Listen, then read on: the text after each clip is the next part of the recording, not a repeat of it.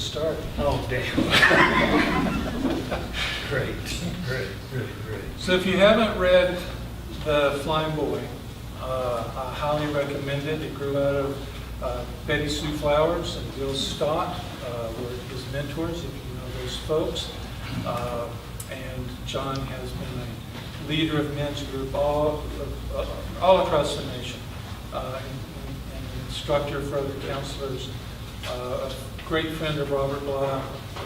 He got me into a Robert Blah workshop once upon a time, which I'm deeply grateful for. Which I don't remember. That's okay. So, John, would you start us off? Okay, well, thank you for having me and us. And I'm so glad you're back for a few days. He has abandoned us, as you know.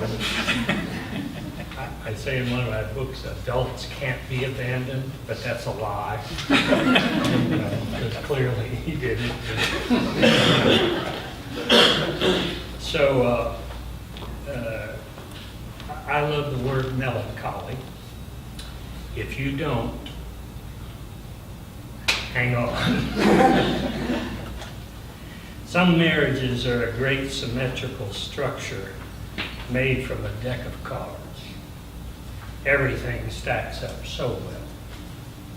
Then a strong, cruel October wind blows those lined up cardboards and they become birds that soar everywhere. The ace of clubs lands in someone's sleeve, perhaps up the arm of someone we've never met before. The wild deuces head for the West Texas deserts, while the king and the queen sleep in separate beds.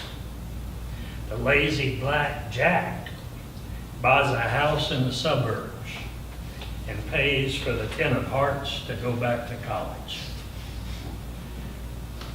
The rest of the deck quotes Rilke as they all ascend into the heavens whispering, quote, "Let everything happen to you, beauty and terror."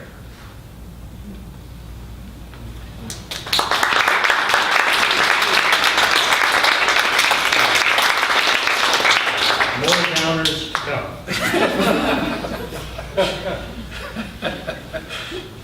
You know, Wednesday mornings are more upbeat. So it's okay, I'm going to sneak one in. John wrote about families, and so this one's titled Heirlooms. When they were younger, the husband could not understand why his wife, whom he had married for hidden skills and absent inhibitions, always insisted on pruning the wild, rangy heirloom roses he'd shamelessly planted along the front walk as his personal yet private congratulations that his home, more than his neighbors, was where extravagant beauty bloomed. His wife cut them short, almost flat to the ground.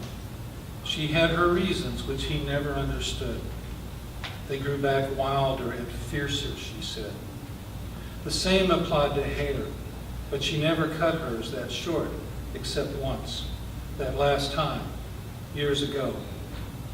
I see that old man now each spring out front, clearing up the tangle, cutting back all his knotty trunks to the ground. He has his reasons, and we neighbors luxuriate in his tidy extravagance.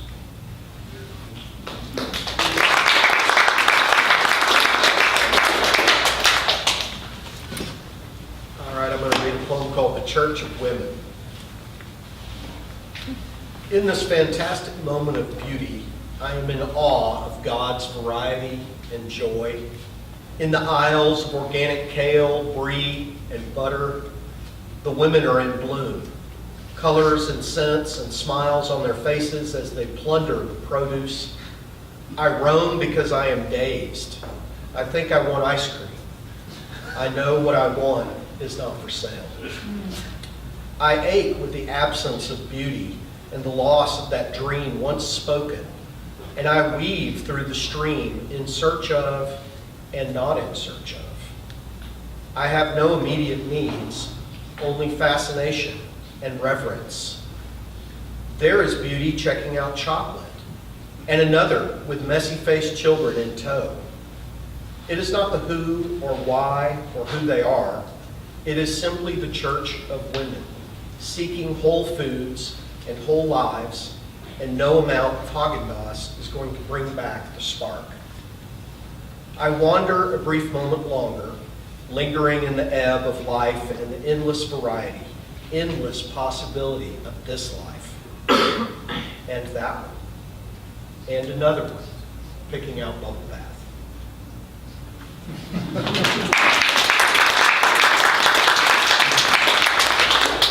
Well, our friend David got really sick yesterday, and as you can see, is not here today.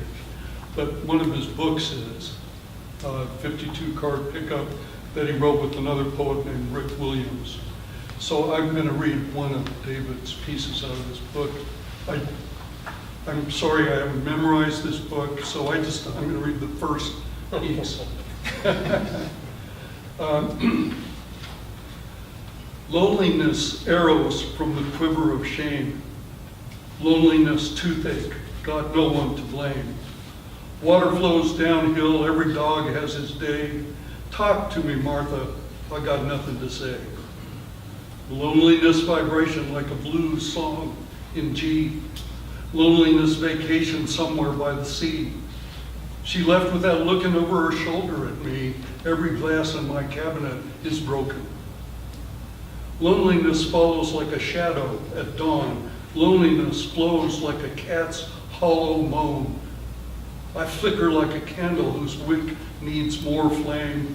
I fall down when I'm finished, erasing my name. Loneliness is friendly when I'm looking away. Loneliness drinks me when I'm thirsty as rain. Loneliness sold me like a slave for distraction, tied me to limbo like a fetus in traction. My favorite enemy and my meanest friend. Loneliness is a horse race on a Mobius strip, a funny sort of horse race that nobody wins. It has no beat, it has no ending, and it never begins.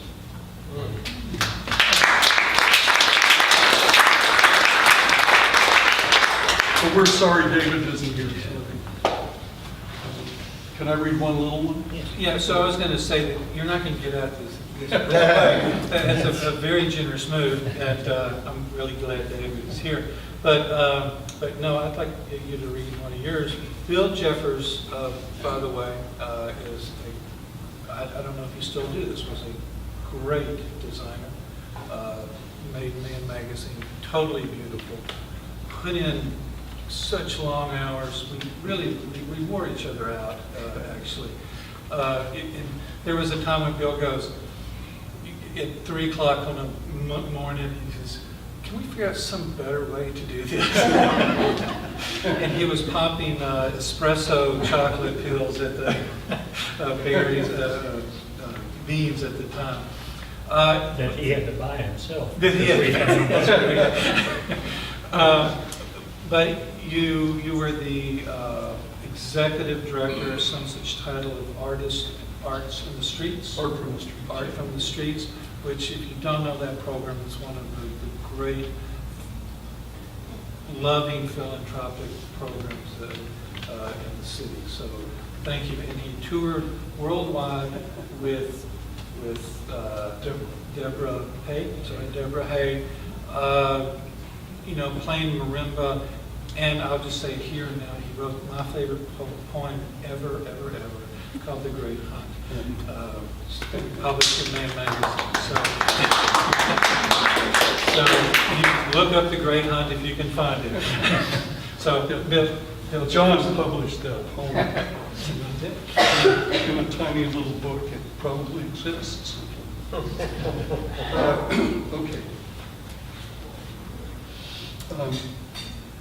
This secret whisper, this seduction, this one and only, this liquid, and the rest of the world outside, this sea of feeling, this ache, and the veil falling over it, this pull to be one, to succumb, this sweet release.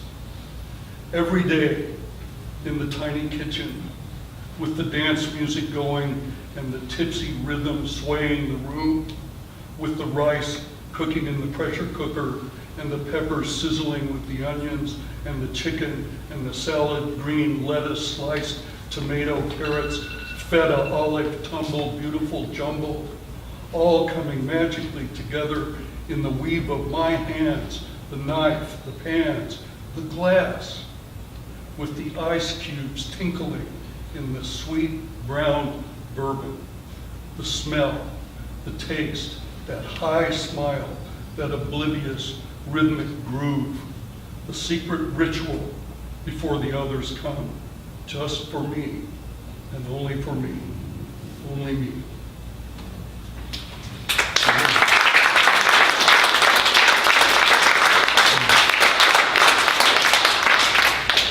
Damn, Bill.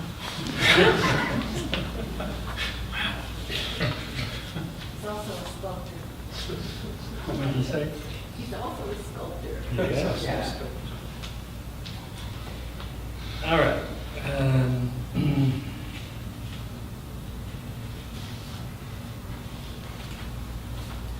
This poem is based on a true story, as most of poems are, in some way or another. I hadn't seen my father for 10 years. We had an estrangement after my second book came out, which was a memoir about our family. He didn't like it very much. But after 10 years, we got together. I drove over to see him real spontaneously one day, and I wrote this poem. I have a cottage up in the southern Appalachians, a little town called Mentone, Alabama. I've had it for a long time.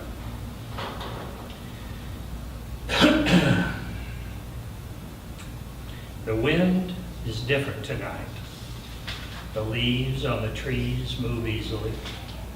Summer rain cleans the horses grazing the wet grass in a pasture across the road. I saw lightning for the first time in months. It looked like a ragged tuning fork, and I felt the thunder roll through my body. Today, in a house 100 miles away, I saw my father for the first time in 10 years. He sat beside me with his bare shoulder against mine, and we looked at a map. Years ago, I would have wanted so much more to happen, and then felt a disappointment. But this meeting moved easily. A part of me, you know that part that always wants more, finally felt cleaned. The lightning comes down in straight lines, then separates into its tines. A father and a son and a tuning fork are like that too. We talked about mileage. Then he said, "Let me show you the peas I've grown in my garden. This is the most affection I'm ever going to get," I thought. Today, this amount of affection was finally enough.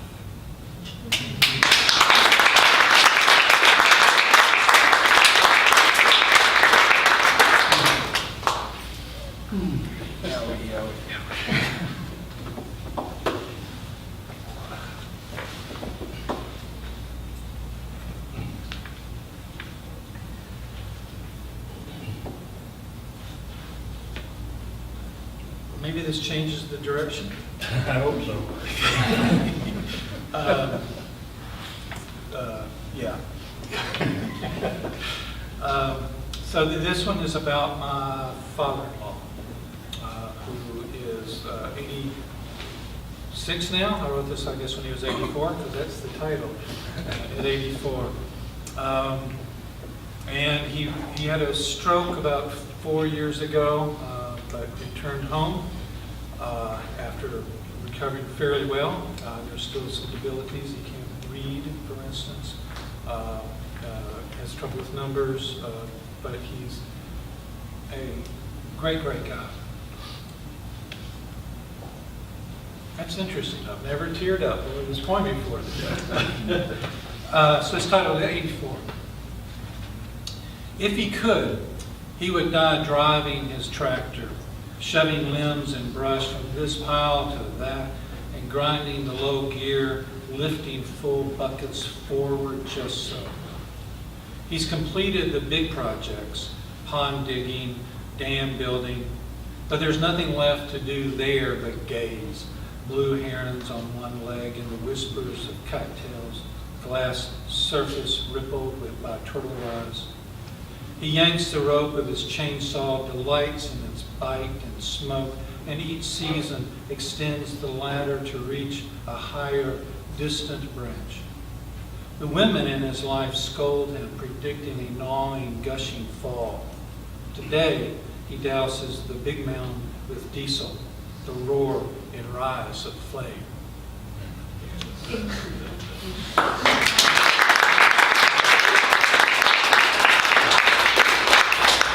He's a hoot, that guy. He is not slowing down. John Mac, if I can introduce a little bit more of John McElhaney, so that folks know. John is a designer and a media, social media guru and savant. Yes. And beside the fact we all hate him because he's not aging, we love him because he has a couple of blogs that are just wonderful. He contributes to the New Men Project, is that right? The Good Men. The Good Men Project. So if you Google that and his name, you'll find his blog post. He's exploring so fully and with dedication the life of a divorced parent, a dedicated parent who happens to be divorced. And the blog is called The Off Parent. The whole parent and the off parent. I've got two. The whole parent in the half. So go Google. Not right now, but later tonight. Please, not right now. Actually, most of my poetry is on the off parent. It's one of the places I tend to go ahead and publish all of this stuff because it's just one of my vehicles. Anyway, this is similar to the last one. It's a related theme. It was a period I was definitely going through. And this is called Big Night at Whole Foods. Jesus walked into Whole Foods today. Mary was close behind in an elegant silk robe. The wise men were nowhere in sight. I believe they were seeking papaya and tannin-free Pinot. No one noticed. Perhaps they had just finished ice skating on the roof, refreshed almost. Lest you think it wasn't that Jesus, let me assure you, streaks of light were shooting out of his head as he walked by. Maybe the halogen lights in your eyes, you say. Or perhaps I am an unbeliever or unsaved, maybe even of unsound mind, but I am not kidding. Oh, look over there. It's Buddha in the checkout line with a beautiful woman or two. It's a big night at Whole Foods in Austin, Texas.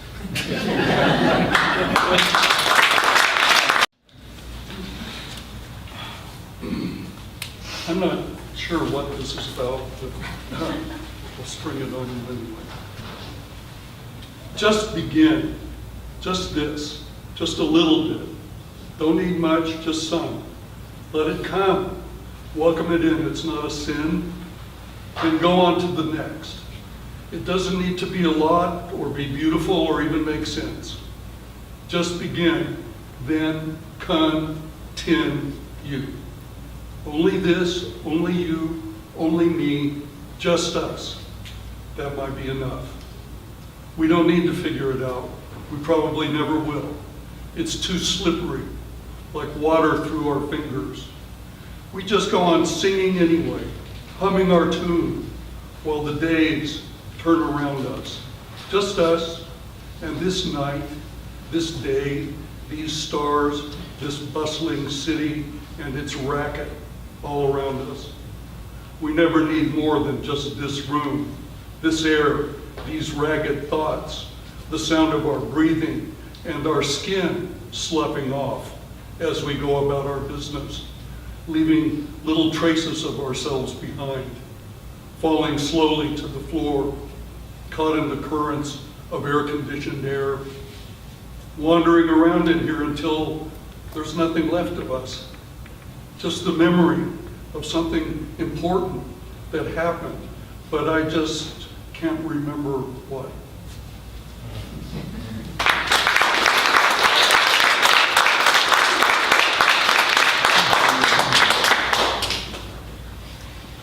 Well, I have attention deficit disorder, and therefore I write very short poems.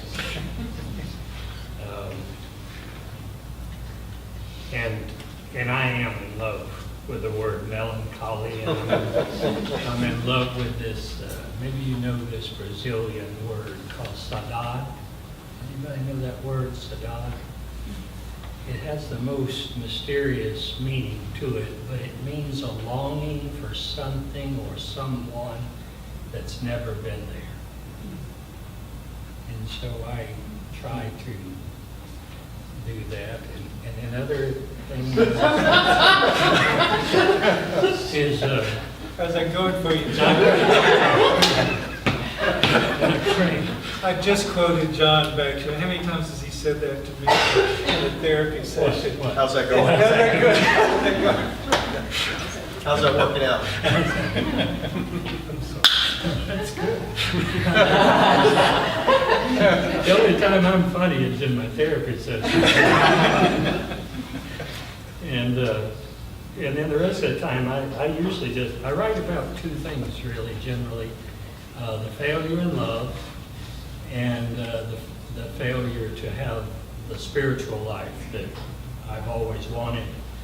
But again, that's why I love that word, saudade. It's a longing for something that may or may not have ever been there and never will be there. And so, but anyway, this is a short little poem about one of my failed relationships.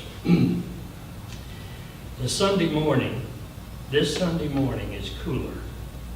Me and my 3 dogs walk slowly around the quiet park. We enter into a long now.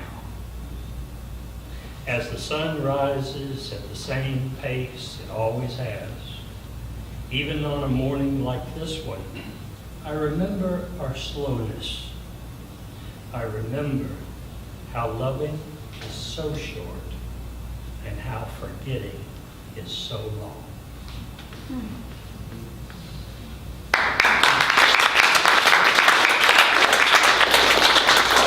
All you failed lovers. Can I ask you to read the last few lines again? How about I read the whole thing? Sure. It's so simple and it's so silly, but this Sunday morning is cooler. That cool phase we had, about 4 or 5 weeks ago where it dropped down into the 30s, for God's sake. This Sunday morning is cooler. Me and my 3 dogs walk slowly around the quiet park. We enter into a long now. As the sun rises at the same pace it always has, even on a morning like this one, I remember our slowness. I remember how loving is so short and how forgetting is so long. Thank you.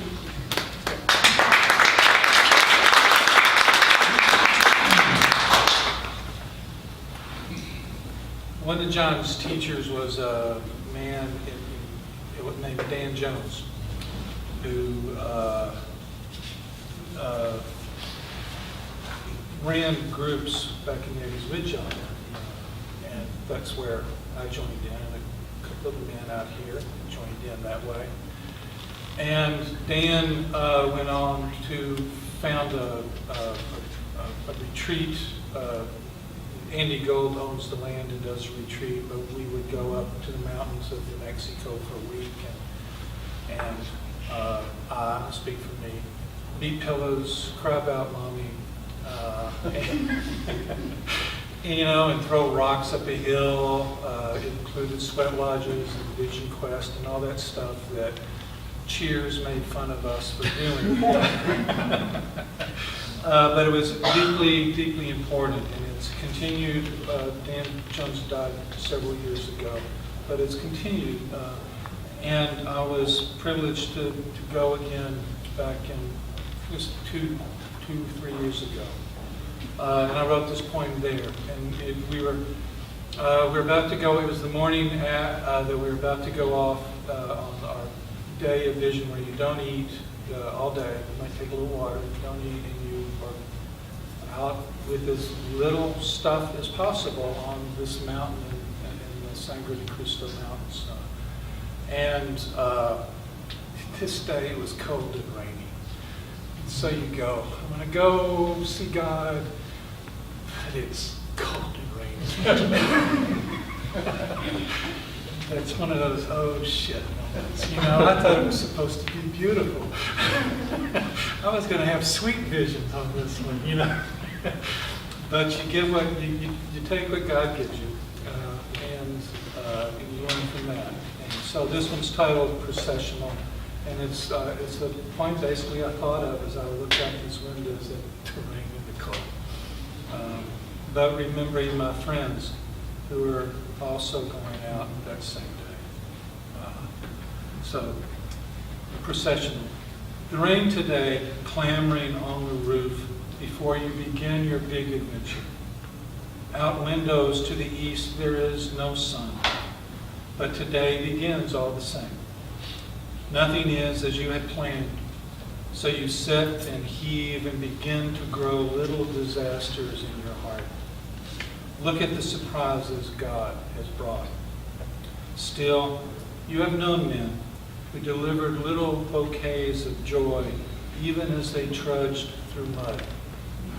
As they pass by, why not join them?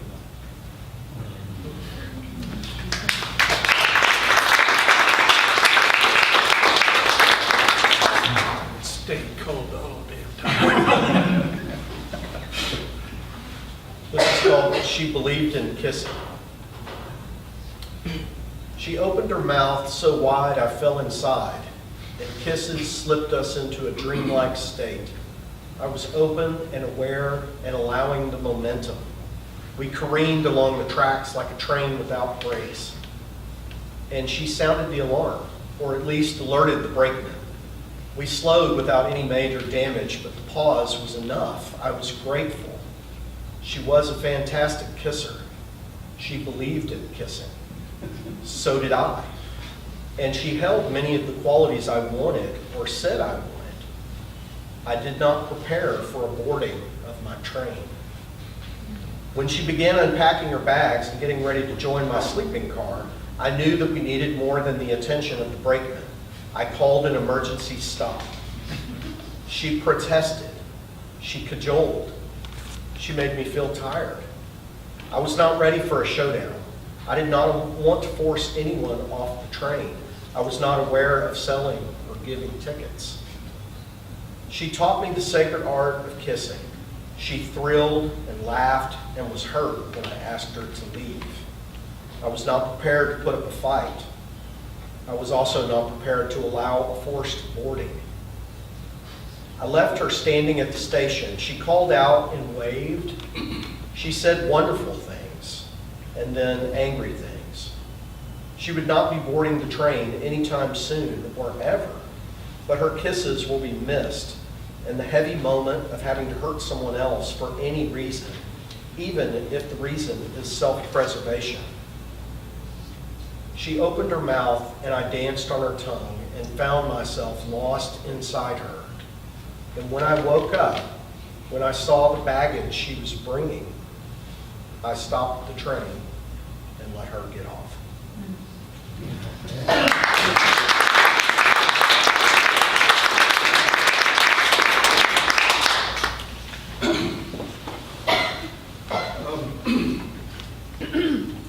In the Paradise House, with its yellow walls beaming quietly inside, and the exuberant abundance of every living thing reaching for sustenance around us.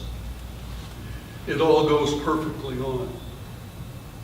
While we sit at the perfect table, wondering perfectly how to remodel and how to realign ourselves so that we are doing the perfect thing in the perfect way. Like a key clicking smoothly through the tumblers and springing the final secret lock to reveal the long imagined world of abundant happiness and joyous, productive creativity and deep and enduring, loving friendships and an unshakable sense of belonging. And all the while, the light is rising through the rooms of the Paradise House. And we are there at the perfect table. And all the world around us is as it can only be, exactly the way it is. And as we already are, exactly and only ourselves, and perfectly so.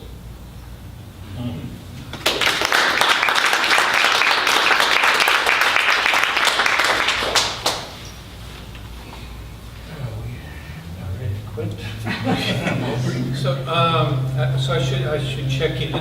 How are we doing, audience members? One more round or two more rounds? Two. Your vote for one? Your vote for one, okay. This will be our last Keep it round. wanting. The audience says What do you two. vote, John? You got a vote? I've got 2 left, but I'm not, I got about 25. You have 2? I got one good one left. Let's do one and see where we There are. was this story about the poet William Stafford that Robert Bly used to tell. William Stafford wrote a poem every single day. And that was just his meditation and stuff. And somebody asked him one time, he said, so Mr. Stafford, you know, how do you get good poems by writing every day? He said, well, it's simple. I just lower my standards. So here's one of those. And as I said earlier, I do have a problem with prayer. I asked the mountains, so what do I do now? Oh, I'm not reading the prayer form. Oh, never mind about the prayer stuff. This is just another bad love poem. I asked the mountains, so what do I do now? Sit down, be silent, wait like I have for thousands of years. I looked at my young sled dog at my feet. And you, anything to contribute? Learn to pull something 10 times your weight. So I stared at the chessboard. It said, sometimes the king is the first to go. And the novels on my shelf, what can you add? Love has no clean-cut beginning, middle, or end. So I turned to the poet, who said, once you have loved someone, you will always love them. And all you can do is say, amen.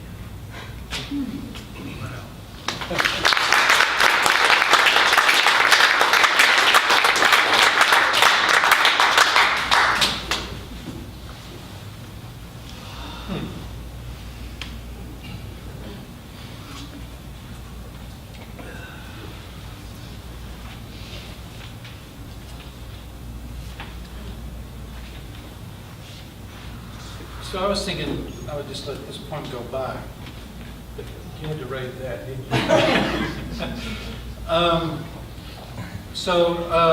you? In between my marriages, there was a time that I wasn't. And there was a person there. in that time period. Some damn people are getting away. And occasionally, you know, I think about her. You know, so this is a poem about thinking about that person, and it's titled "Little Storm." I won't forget you, little storm. What do we become if one by one the memory stones that line the path behind us disappear? We turn around and gaze upon the open field, the river carrying everything away, and in the distance a grove of aspens quivering in the cool late afternoon breeze. Beautiful, but we are lost, soaked, and not knowing how. Now that one needs to be.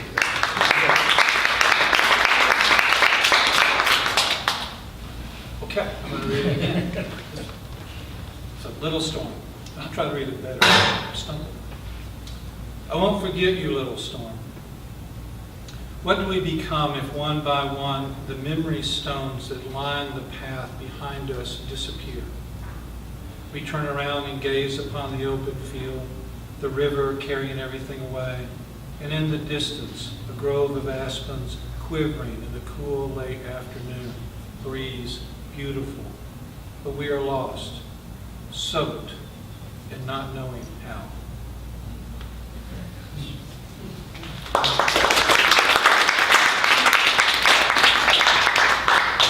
Who knows, maybe she'll watch the video. This is And so will your wife. your current, maybe even your first one. This is about the season that we're currently in. So it's called Fall and Falling and Me. Tonight, the burning leaves bring mysterious memories to mind of women, rough blankets, hard kisses. In this cold turning of dark, I am alone and walking, remembering. In this exquisite longing, this curating of desire, an escape for jumping back into the pile of leaves and dirt and chaos and scraped knees, am I enjoying my musing more than I would a good kissing? Or something rarer, perhaps, at play, at rest with myself. I am not longing with my soul, I am longing with my heart, refinding center, at peace as me. I love the falling. I would love to fall. I have fear of falling. An error could set me back 11 years. I miss falling. I won't settle for hopping or hoping. I need full flight, breathless abandon. Without that, the fall is scented with imaginings, again, of who or where she might be. I don't want all right. I don't crave steady or solid or sure. I don't fall for youth or red lips. I see them. I see potentials everywhere, but they can't hear me. There is not much to see at the moment. I am reforming, recalibrating, calculating, me.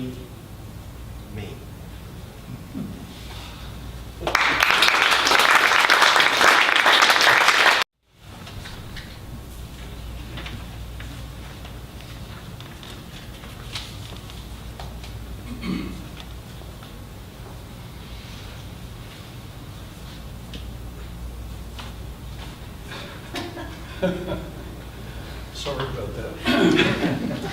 I looked up where I was sitting, dry, and through an opening in the trees, saw a haze of rain moving mysteriously across the valley.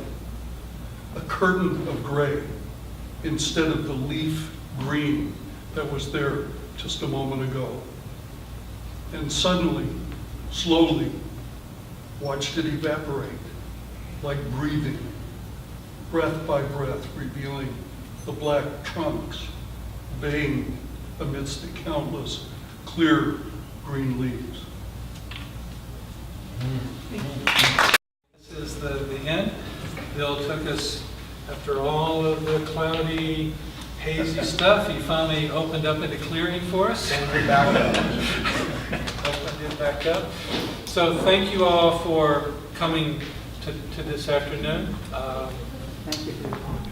Love love the one you're with.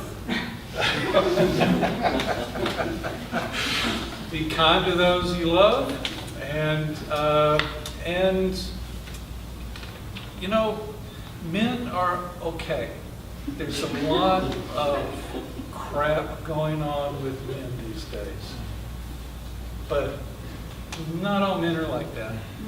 And I've known these men and other men who aren't like that. And thank you for being my teacher. Thank you for being my brothers. Thank you for coming. Thank you for having us.